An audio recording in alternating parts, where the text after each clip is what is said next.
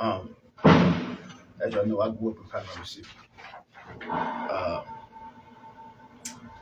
and I had a childhood best. I got a childhood best friend. This is a friend that knows a lot about me. We share stories together, and it's just it's a smile to even think about him. Um, I'm pretty sure those of you that's out there, like you watch this video and you watching me talk, have childhood best friends, or just have best friends that you actually do share stories with, or their stories and some of the things that they've been through in life, right?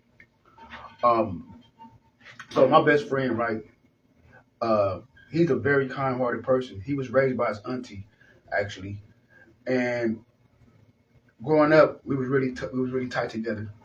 His auntie was a close friend of my mom's. I talked about how my mom's grew up in the '70s, how she was active and didn't play games, was very active and demonstrated the prowess that was necessary in the environment that we lived in, especially being dominated by a male-driven culture that we were involved in. And like she didn't play no games. I like to say didn't play no um, doesn't get the rest of it. Um, one of her homegirls was somebody that was my male best friend, uh, auntie, who took him in. Now my friend, right, he is a good person, very kind-hearted. Um, and he's just all around good. He like to talk shit. He's a jokester. He's a lover. We used to call him like a lover boy. They call both of us that. He don't play games, you know, but he's a hard worker. He's a father, and he's also a husband. And I love my boy on the game. That's my boy, right? So we both did a lot of things growing up, and I shared a couple pictures pertaining to me and him, like on lifestyles and how we actually grew up since we was babies. And I had shared a picture recently, years ago, of me and him in boxing gloves, like squaring off. He always was like a couple inches taller than me, but we would square off when we would box when we was young, around like 3 or 4 years old. We had boxing gloves on, this sparring and doing those type of things. You know what I'm saying? Like we was active like that. We both played sports together, Pop Warner football. Then we went on to eventually separate and then got back together in our adulthood when we both ended up moving to Panama City. I don't know if it was a made up thing with him and my moms to get together because they was homegirls and my mom had the group and she was like the matriarch of the group. But later on, when we were adults, we ended up connecting back together in Panama City. Um, and his auntie took care of him. His mom eventually she's a good caring person, you know, but had got swamped up and swallowed by the drug game and became addicted to drugs. So his auntie took in because his mom ended up going to prison. Uh, this story that I shared with you is very important, right? It's very important because I want to give you a little insight and perspective to some things that I feel is very important.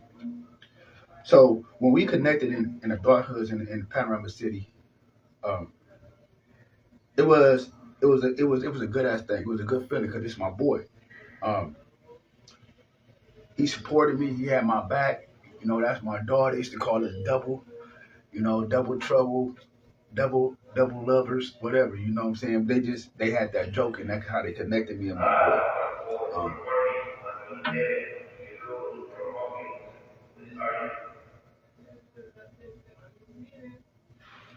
And sometimes like he was misinformed, I was misinformed, but like with each other, like but we go to war for each other. He was more like his auntie was more protective of him, where he didn't come out as early as I was able to roam the streets and all that. But like he was raised in a certain type of lifestyle, a certain type of environment, and during our adulthood, we both played football. He was a very good athlete. He was a kind, good student. He eventually got a full ride scholarship and even going to the University of Southern Texas Paul Quinn, I believe. And he was balling out. Big dude, 6'1", about like 230 linebacker, outside linebacker, running about a 4.5. Real good speed, real speed. And he ended up getting into an injury out there and caused him his career to end early. So he ended up having to come back to California, and from there on he got back involved into the street life and all that.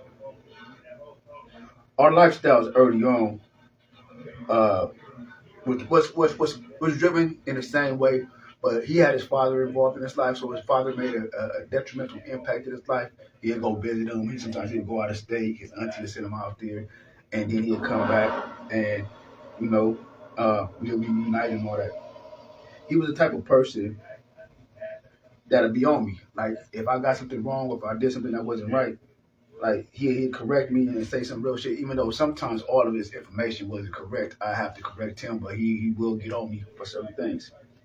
Like even in an instance of this case, or when I got into an incident in high school, he knew like, man, I know you ain't about that life. You like a certain thing that happened that you don't do those type of things. Then he even knew when I got in on this case, he was like, bro, what's your problem? Like we don't do that shit. Like what caused you to react in that way and commit a robbery? Because he was like you always knew how to get money, and you always, you know what I'm saying, you was raised a certain type of way, and he got on me for that.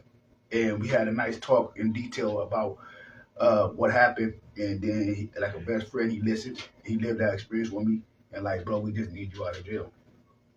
Now, he like me because of the product of being in the environment that we was raised in, right? Have lived a certain lifestyle growing up, and we got swaddled in the culture of our lifestyle, and we wasn't one to get swaddled up by no suckers. We wasn't one to be defeated by bullshit. We was very spiritless in my attitude. My mama had raised me a certain way, and he was raised around his mother, who was involved with my mother, so he had a certain attitude. Um, and we wasn't gonna tolerate ignorance or bullshit that was around the communities that we was raised in. He was never a dude. He been incarcerated. He never went to juvenile hall. He was never a dude to do committed such an act like a robbery or something like that. Um, he never was into harming innocent people. Uh, and like that's my boy. You know what I'm saying? But we all go through different circumstances and different situations. Some might be worse or some might be different than others. But but the thing about it is the culture that we lived in, it still was driven by, gangster shit, hustler lifestyle, which I got involved in very young. And in adultness, I started to get involved in gangster stuff and hustler stuff when I was around, to be honest, the age of 11, to say officially. And he started probably a little later, and but he was probably like a year older, a year later after me, and we was just a product of our environment. Um, so we fashioned to display a certain attitude, not fashioned to display a certain attitude. In my unique presentation and personality as an individual, in my spirit, he displayed his in his individual in his spirit. Um, so like anyone in our community or anyone in life, when there's a problem, you try to remove that problem, whether it be somebody in the community where I come from, where we have to deal with opposition and different type of forces of entities that might be like, let's say, rival rival gangs or rival people, just to have a certain type of perception of an individual or a bias or something like that, right? Um, so what I'm saying is that we we took the approach we took in life was the approach that we was also raised in, and started very young. So he just went to trial, right? He'd been to jail before. He's an active participant in the lifestyle that we were living with. But once again, I wanna point to this because we can easily point the finger at this individual, which is my best friend, which I know him, I lived with him. The man that actually got on me for being in this situation, to put myself in a situation to rob somebody else. Cause we that was never part of our distinctive personalities growing up. Uh, and uh, we talked about it, but what I want to point to, we can easily point the finger to. He just went to trial for a murder case. Um, a murder case that he was not the shooter or actually an involved participant when that shooting actually happened. They charged me with first-degree murder and attempted murder. He went to trial. The trial lasted for several days. And I just want to be clear because some people could have this reaction, you know, quickly and judge a person, right? Because of his history. You know what I'm saying? But don't understand the cultural impact of what things happen and how things happen. So we're active in the communities where we come from. I've been doing this since I was young. I'm an expert at this. I experienced the lifestyle. I experienced holding guns. And I became obsessed with holding guns because of some of the things that actually took place in my life very young, as I have shared with you. I've been jumped at 9 years old by 16-year-olds. He knows that. We talked about it. He has experienced the pain with me, knowing that my mom had to come to rescue me by other races. I have lost a friend in my arms at the age of 12. Uh, so those are just some of the factors that led to me uh, being involved with guns for protection, safety, and the provider instincts. Now he knows this, right? So what I want to do is give you the understanding of the lifestyle that I live and the experiences that I've been through and he been through with me, right? So I'm an expert in this field because I've started this very young and I've been involved in a lot of things. Um, but this is somebody that know my stories and we share stories. And he lived with me and I lived his. So I know this lifestyle, I know the individuals, and I especially know him.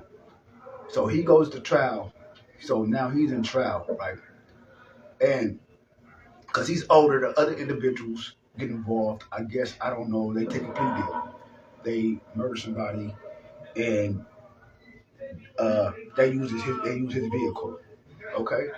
They took the deal. There's nothing frivolous about what I'm saying. I don't even know if they did it or not. They probably just took the deal to to to to to get away from the system. I don't know. I'm just going off what I know about my best friend. My best friend was charged with murder and attempted murder, right? Found guilty of it. Nothing collaborative that put him at the scene of this incident, other than he let somebody use his car and they had a confidential. They say they had a jailhouse informant. Now, what is a jailhouse informant? A jailhouse informant is someone who's actually inside jail, in the jail, right? And they're sitting there gathering information. And I want to point out because it's very important that these jailhouse informants, you have to be very careful with individuals like that. These individuals already have past bullshit, frivolous acts. These individuals already have secret vendettas. These individuals already fucking with other group entities. These individuals could be working on a biased standpoint of greed and power, and particularly to remove a certain individual out of the community or out of their presence because of fear or hatred. And hatred is another form of fear and insecurities that can drive a person to act a certain type of way. So this jailhouse informant, I guess they had a conversation. He had a conversation with the individuals who did the act. And the individuals that did the act actually told them that they dropped my boy off. He has no parts in this. This is all on phone recording, so they're trying to see if they can tie him to the situation because of who he is, my best friend, as a person in the hood, in the environment that we come from, when he stands firm at. But he was not involved in this particular act. So this jailhouse informant have a secret taping. Once again, people have informants, people know informants, and some of these informants have secret agendas. So you have to be careful and understand how, when it comes to going off of this type of feeling inside your heart, off of somebody else that might have another feeling in their heart towards another individual or a specific group of individuals. And this is my boy. So the jailhouse informant has the conversation. He goes report this. I guess he probably took a plea deal, whatever, got out, and they have transcripts, right? Stating all this, but the jailhouse informant said that these individuals never said that he was at the scene or with them at the scene. All they did was simply use his car and drop him off. And then they had an expert come in, an expert that has to be an expert of phone pings and all this type of stuff when it's involving phone pings. And the ping, I guess the pings of the phone to see if the signal of his phone was in that area was not even in that area. And they said it was in that area, but when the expert came in and testified, there was no pings of his phone even in that area of where the crime occurred. Now I understand that, you know what I'm saying, it might be uh this view construed effort to get him out of the situation because of this heartfelt or this knee-jerk reaction because he's a factor. So how can I'm gonna explain this because I want to be very careful and I want everybody to take a step back when I say this and analyze this whole case of my best friend from a rational standpoint and look at the evidence. This man get charged with murder and attempted murder. Nothing connected him to him being the person that directed this to happen. Nothing connected to this man as being at the scene of the crime and when it happened. And he gets found guilty of murder. Not no shooter, did not give up any weapons or nothing. Simply based on his affiliation in the social environment that's little affiliation. In this whole incident, from what I hear, it's all gang related. Something that's a problem in the community. And just lost a good man, a father who takes care of his sons. His son actually has my name as his middle name, who has a wife who's a hard worker, and a man that got on me for being in the situation that I'm in, for touching somebody, for taking some money from somebody that's innocent and not I see. I wasn't in the right state of mind. Now I know he's active, and me and him might differ in certain types of instances, you know.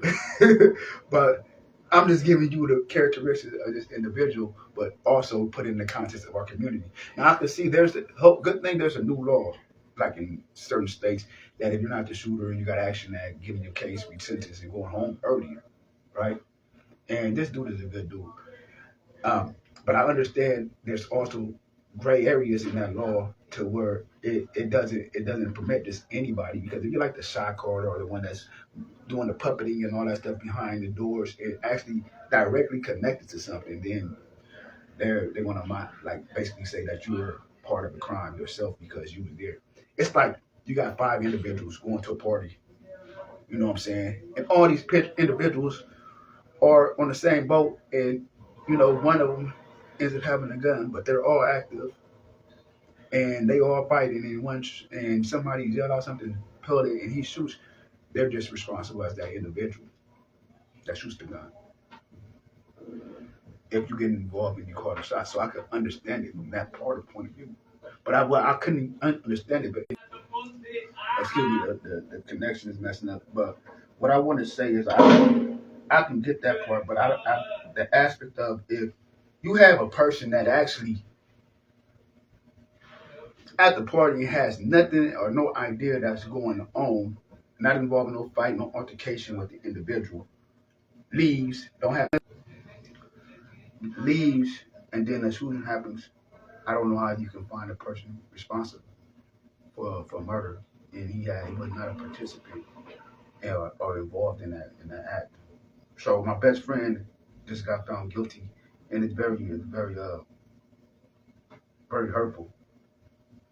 It's very hurtful. Um, it's very hurtful. So I just being kind of like low key going through it, and I can't wait till I get out, man. And my best friend is a very good dude, and the psychological aging of that fuels us into our adulthood is what we are driven by very young. And on this particular incident, they got it wrong. And I would say, even in the environment that we come from, even in the a psychological agent, as I started very young, involved in gang hustling and all that type of stuff, I'm just showing what I want to show you is the obsessive nature part of how I became obsessed and how it infused me and how it infused him. But I also wanted to point to his character. I just wanted to show you a piece of his character and how a single jail informant can be critical in this case, and really the evidence was not overwhelming and not even justifiable. Um,